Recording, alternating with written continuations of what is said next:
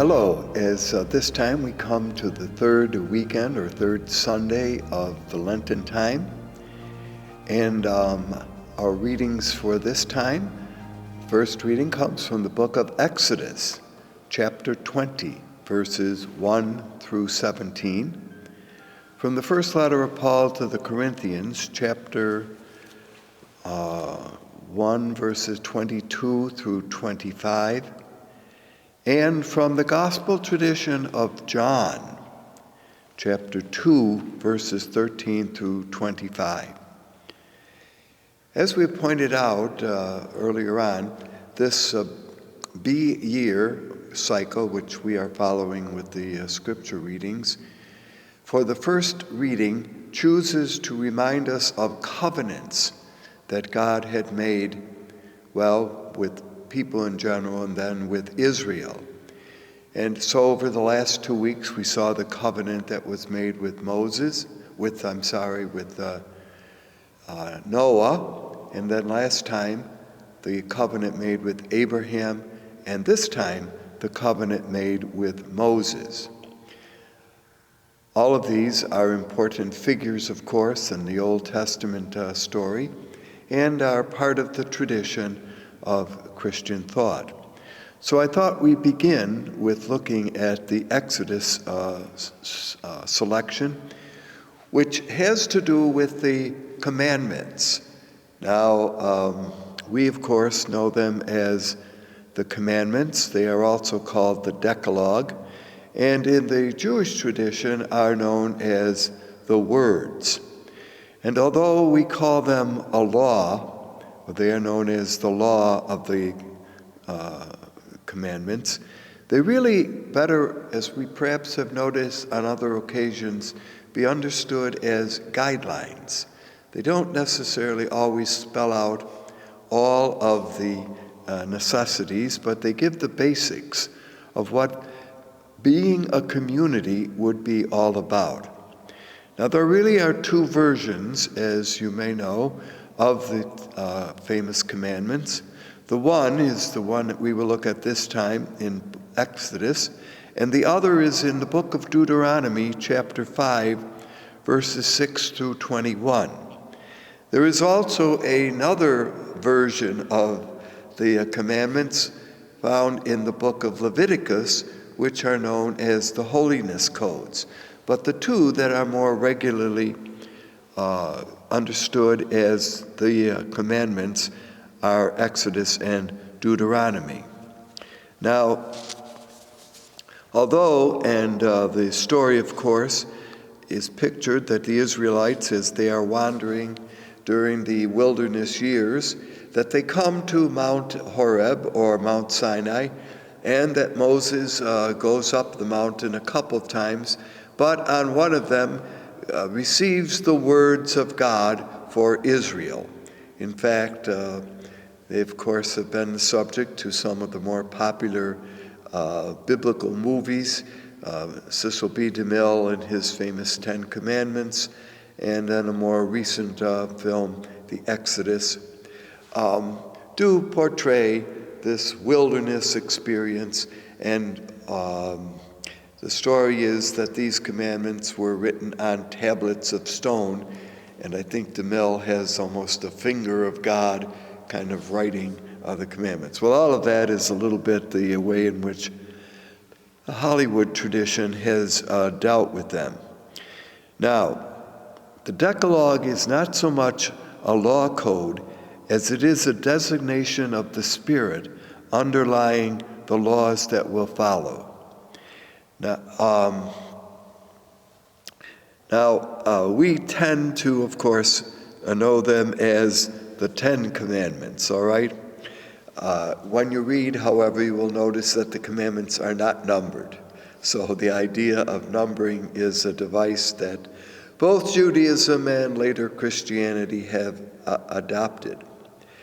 Also, when reading the commandments, particularly from a Christian point of view, one might notice that there are two ways in which the counting takes place.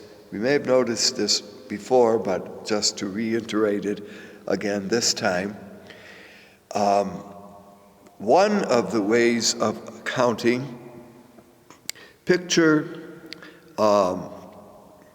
4 commandments as dealing with the holiness of God, and 6 commandments as dealing with the words that should be helping to build community for Israel.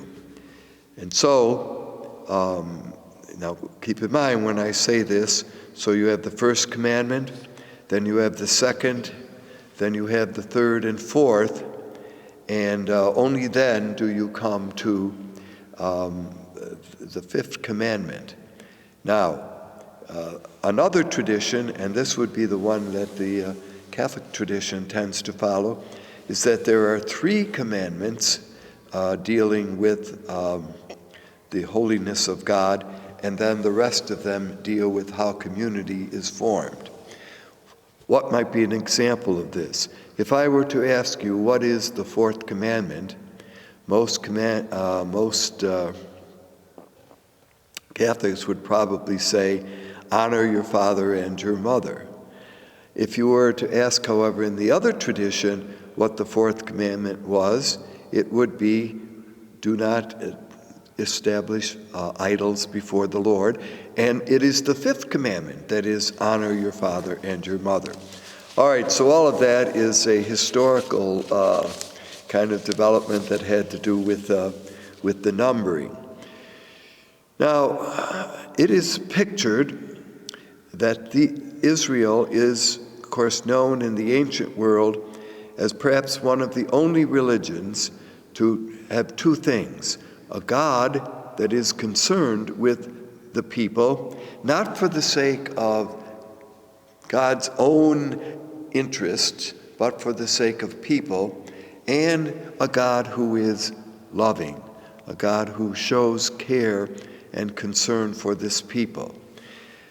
We call our vision of God monotheistic, namely, we believe in one God, that there is no other God. But we may have noticed historically that this notion or understanding of the oneness of the divine took place over a period of time. It did not appear automatically, although when it comes to the commandments that we are familiar with, that is the background of it. What do I mean by this? That in the earlier days of Israel's story, the other nations also honored their gods and did reverence to them and offered sacrifice to them and all the appropriate things that peoples did, remembering the importance of gods. And as I may have noticed for us before, the ancient world is often called pagan, but keep in mind it was not godless, that they honored their gods and goddesses, except that it was not the God that we appreciate or understand, the God developed by Israel. So in the beginning, Israel's God, and we saw this last time, was the God of Abraham, the God of Isaac, the God of Jacob, seemed to have been more a tribal God, a God that belonged to a group of people.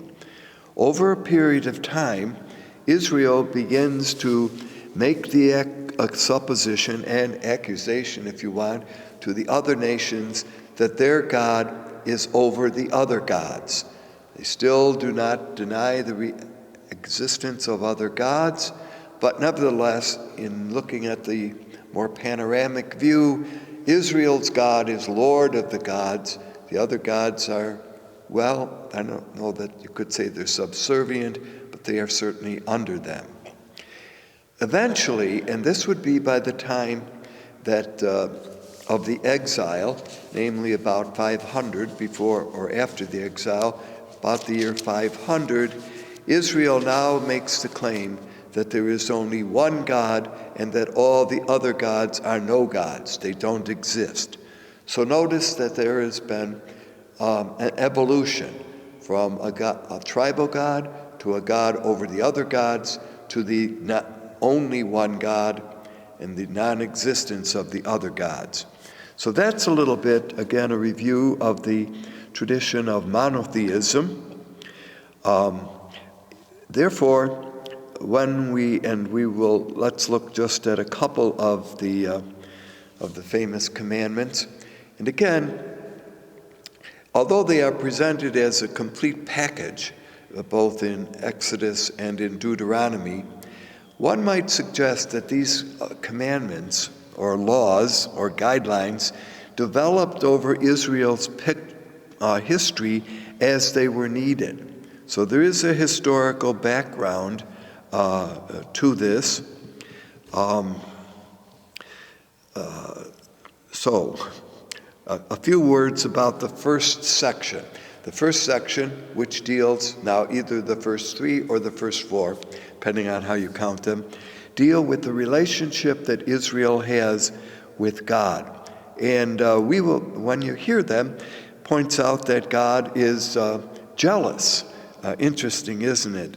Over the other gods, and jealous, therefore, that Israel would choose to follow other gods rather than the God, okay? Interestingly, no human image can be carved, including any representations of any heavenly bodies, beasts of the earth, fish of the sea. And in verse 7, for example, we're looking at the readings of this time, stresses the sanctity of God, represented by his name.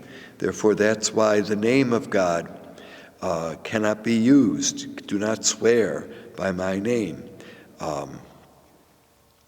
It prohibits not taking an oath, but, and we have to be careful here, oaths could be taken, but what was really the understanding many times in the past was that these were spells or incantations or invocations to do things that by using the name of the Lord were forcing, if it were, the Lord into doing things. So in that regard, you were not supposed to do that. So that's a little bit of a background in that regard.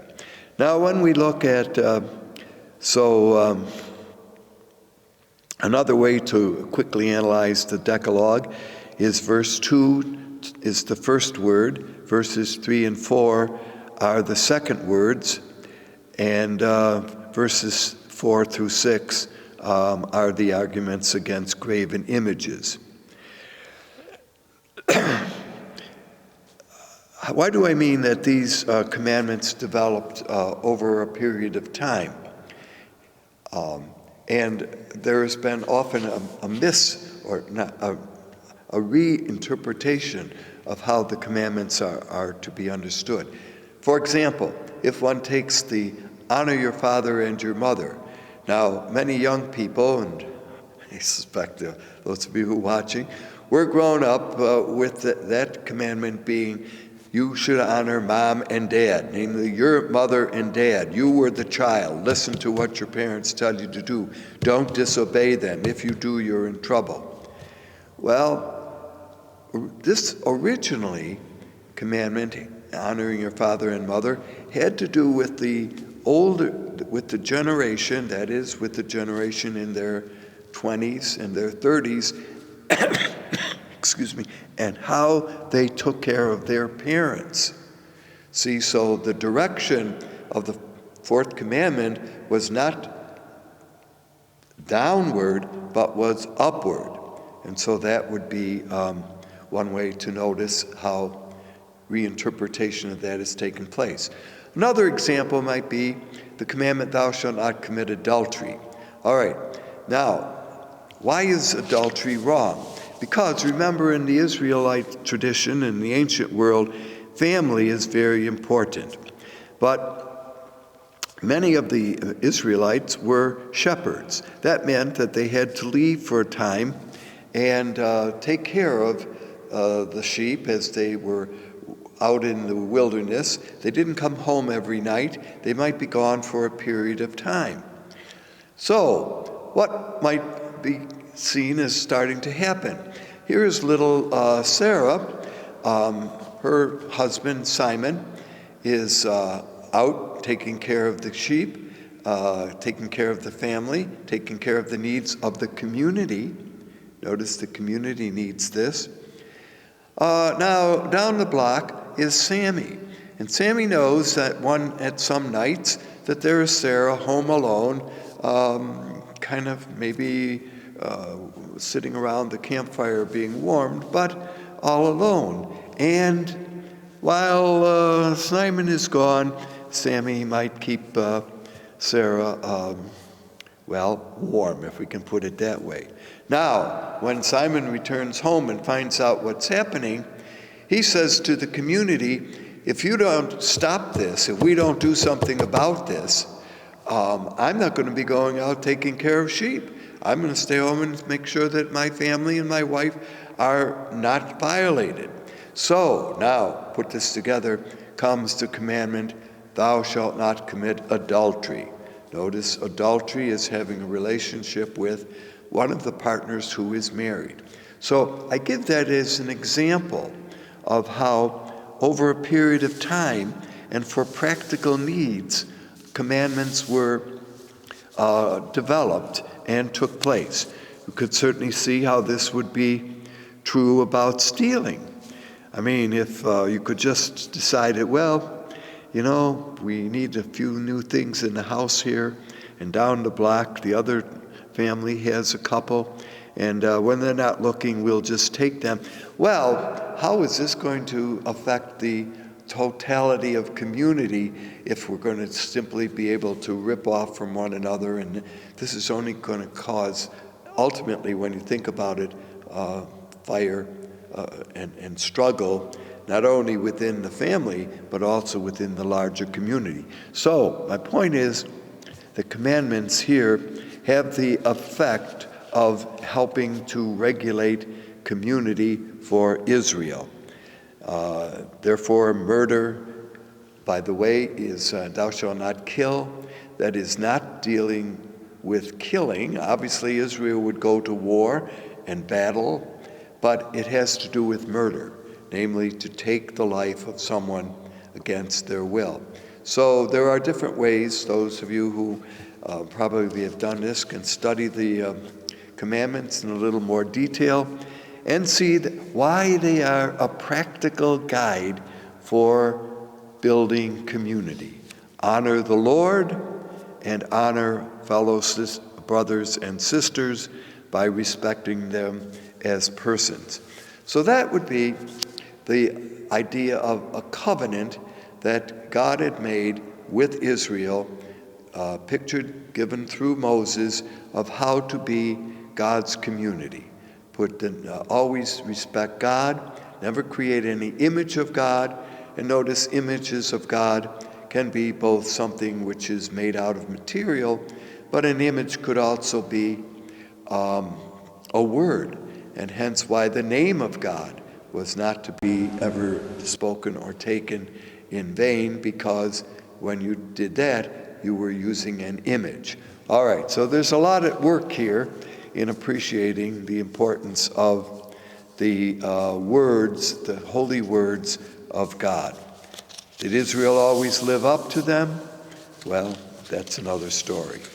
Let us come now to the gospel. This time, and over the next couple weeks, we will be looking at sections from John's gospel.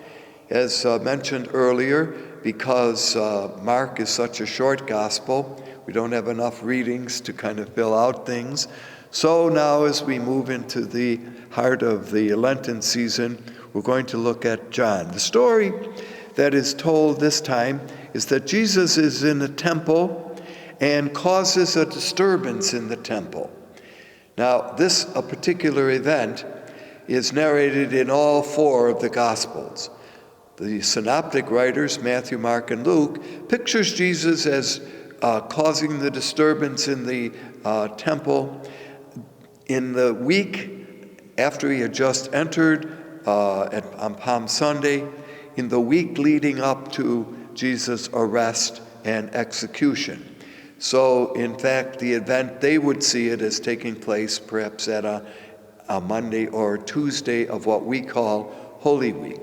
John's Gospel, however, pictures this event as taking place much earlier in Jesus' career. In fact, that's why it appears in chapter 2 that Jesus is up in the temple area, up in Jerusalem, to celebrate one of the great feasts, the Passover feast. And we've mentioned a number of times that the Johannine Gospel likes to picture Jesus as attending those three major holy days. All right.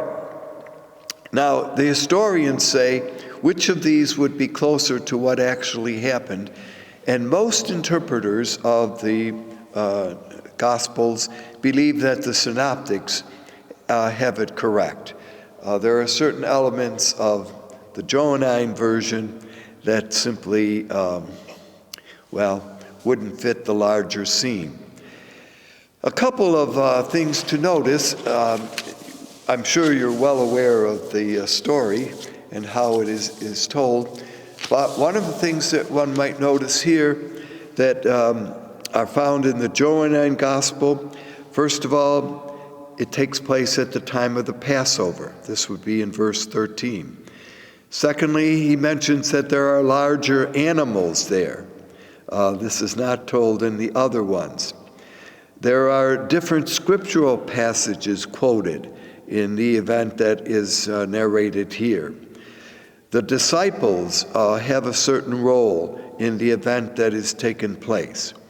And it is one of the only stories where Jesus is pictured as having a whip. All right? Now, by the way, he uses a whip, but he doesn't whip people. I mean, we've seen pictures of Jesus as kind of hitting.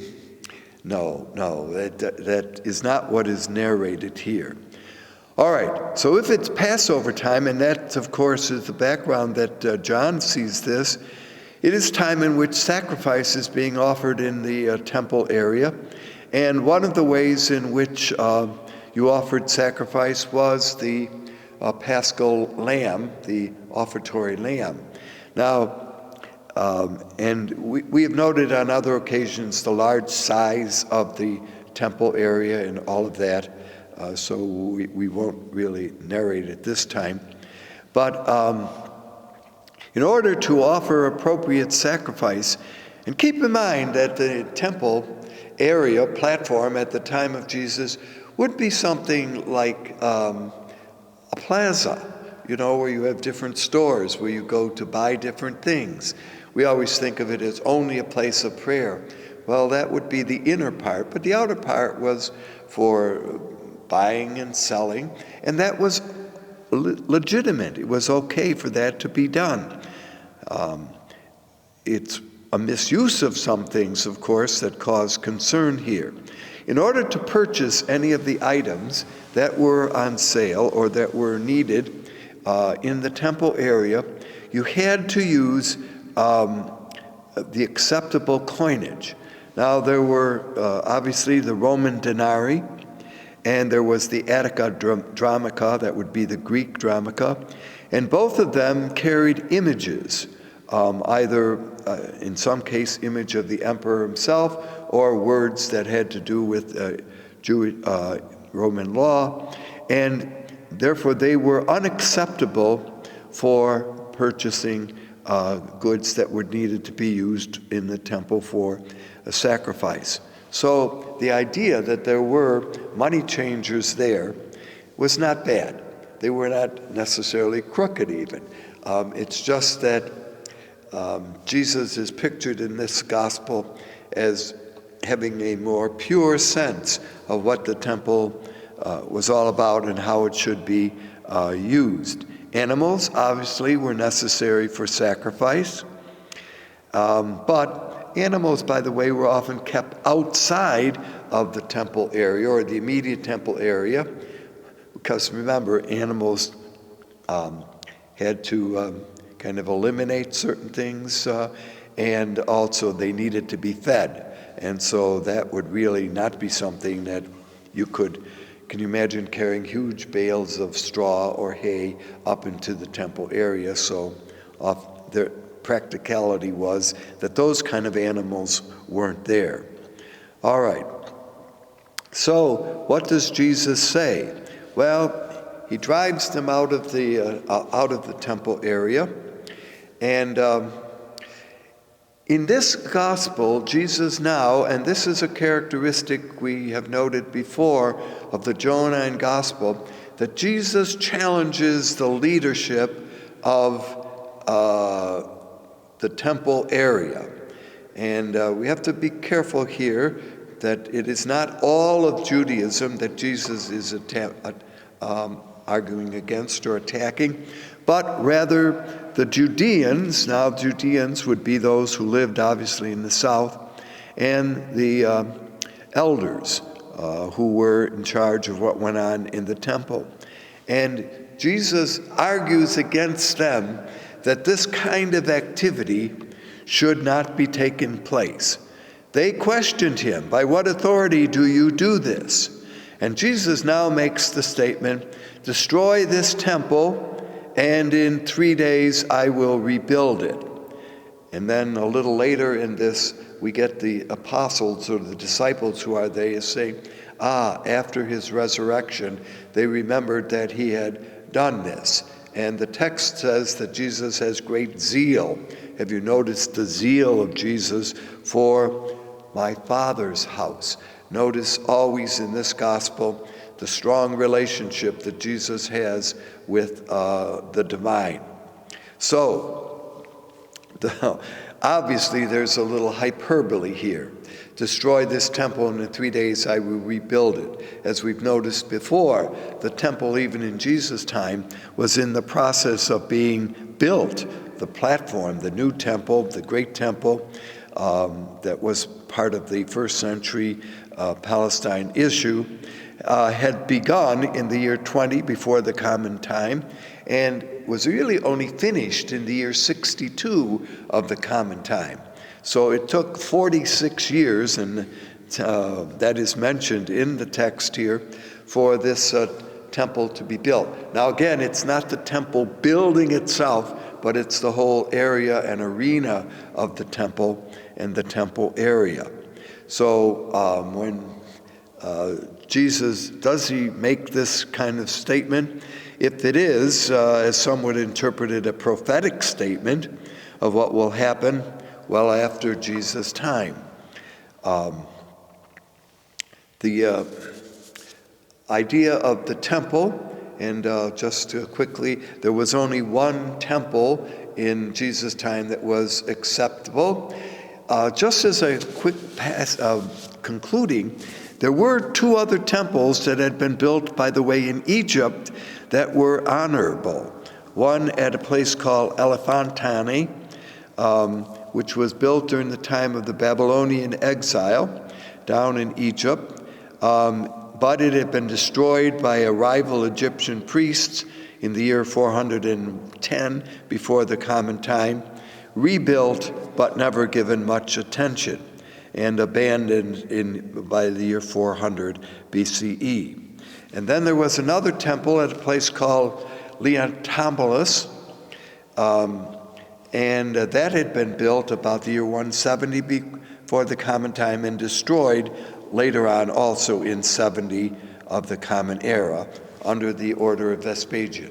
I just mention all of this because of a little bit of time to fill in on the importance of the temple, why Jesus is pictured, and here of course he says, destroy this temple, and the relationship there of temple that the Johannine writer has is not the building, not all of this that we've been talking about, but the temple of his body. And that image of temple is also used in other places like Paul and other writers in the New Testament. All right, so that's what we're looking at this time. Devotion to God, the commandments, and no false images. Thank you for being with us. Hope to see you again.